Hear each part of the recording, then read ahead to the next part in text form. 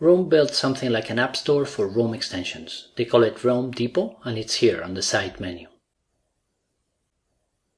Right now there are 15 extensions, and most importantly, any extensions in the Rome Depot are reviewed for security by the Rome team, so you know that you won't get in trouble by installing them.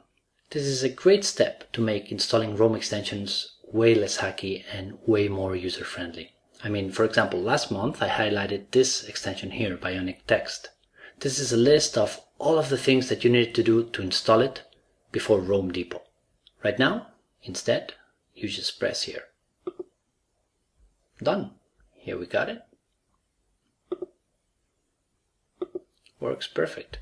And if I want to uninstall it, as you probably saw already, just uninstall. What's more, you have all of the configuration options here. Fixations, gate, button, etc.